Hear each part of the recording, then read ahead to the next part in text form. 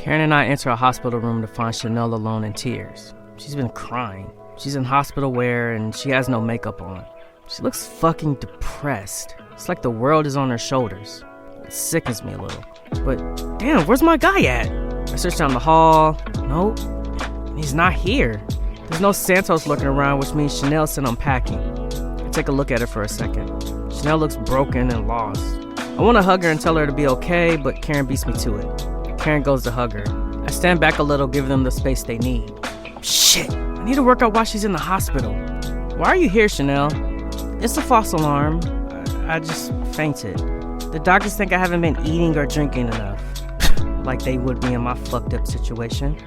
It's not their fault. They're just doing their jobs. Both Karen and Chanelle glare at me. Yep, keep your trap shut, Ryan. These two women look like hunters looking for a deer in the forest. I should just keep to myself. Thank God you're okay, Karen says. Karen pulls out a sandwich from her bag and hands it to Chanelle. British bacon mixed with chicken. Chanelle grabs it like a starving child served up a chicken leg. Ryan, would you mind getting us some water, please? Karen says. I nod my head and leave the room. The two women are left alone to talk it out. Karen sits down on a chair opposite Chanelle's bed. Karen grabs Chanelle's hand and then smacks her hard.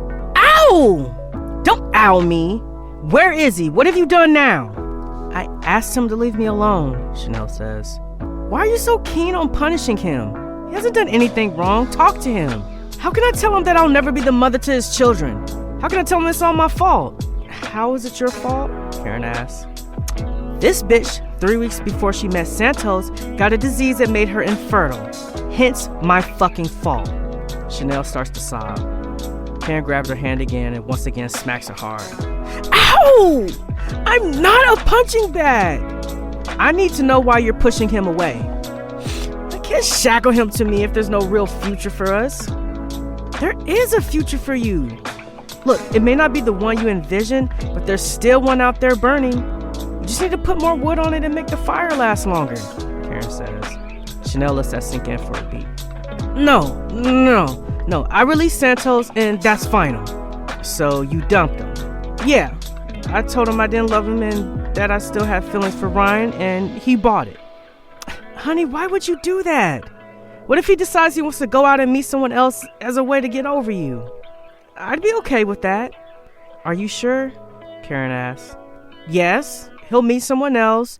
They'll have the future that I thought we'd have, and then I'll probably die all alone with 13 cats. Ooh, cats? Actually, that doesn't sound too bad. I kind of want that for you, Karen says.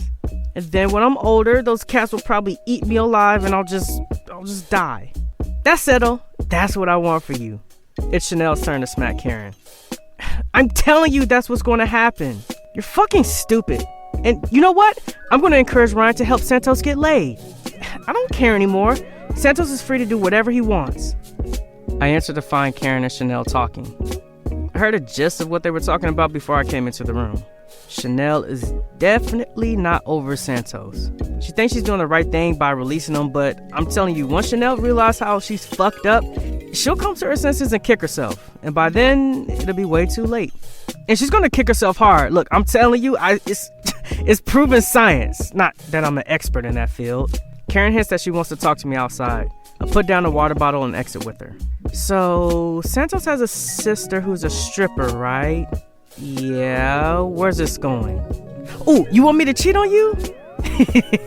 Babe, look, you don't have to ask. I'll do it anyway. Karen glares at me. If you had a sword, you'd stab me in the chest, right?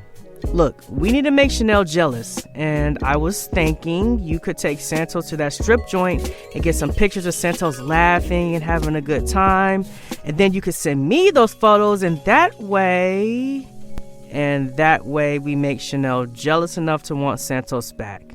Ah, babe, you're a genius. Well, you know, that's what people say. I'm glad you agree. So, you think the plan will work? Yeah, but only if I let Santos know what's happening. You know, otherwise he won't go unless he thinks there's a chance of winning Chanelle back. Okay, do what you need to do, Karen says. I kiss her goodbye and walk off. Karen enters Chanelle's room. Santos just asked Ryan to go to the strip joint with him, Karen says. What? I mean, I don't care about that. He's free to do whatever he wants. Well, he will, Karen says. I'm with Santos. The dude's apparently been crying all day. I picked him up from his barber and told him my plan, and bam! The dude perked up. Okay, well, that's a lie. He's still crying a bit. We enter the strip joint. Santos' sister, who owns the joint, walks over to us. Her name's Denise. She's a no-nonsense, straight-talking, and basically a one-woman death sentence to all men brave enough to stare at her. I'm shaking as we speak. I'm not even joking.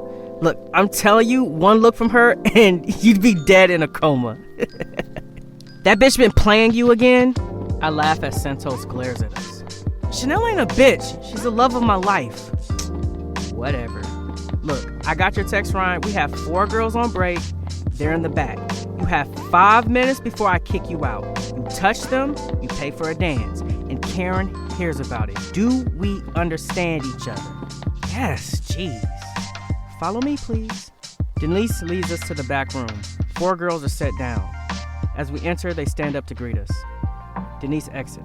Vixen, a tall Latina, walks up to me and kisses me on the cheek. The other 3 girls surround Santos. You must be Ryan. So we're ready whenever you are. Can I ask for one colossal favor? As long as it ain't sex, we're good. We charge through the roof for that. Oh, no, it's not that. We just need a picture of Santos kissing one of you ladies, if that's all right. Sure, but that'll be $40 extra, Vixen says. I take out my wallet and pay her. You girls play hardball. I know. It's why we like our jobs. I take out my phone and Vixen takes photos of Santos, now sitting down with one of the women, while the other 3 strip. Vixen takes about 10 photos of us, including her kissing Santos, and then we decide to leave when she offers me sex for free. Damn, I kinda wanna tell Karen the truth and see her reaction, but nah, I'd be dead before I finish my sentences. Plus, this dick ain't having cheap frills when he has steak at home. I'm not that dumb. Seriously, Karen would murder me. Why am I still thinking about it? Damn, I'm weak. At the hospital, Karen gets 10 pictures of us at the joint, and then she shows it to Chanelle. She looks pissed. He's moved on that quickly? He hasn't moved on. He's just having some fun, Karen says. That's not what it looks like to me, Chanelle says. Well, I think he deserves it, because you've been horrible towards him. What choice did I have?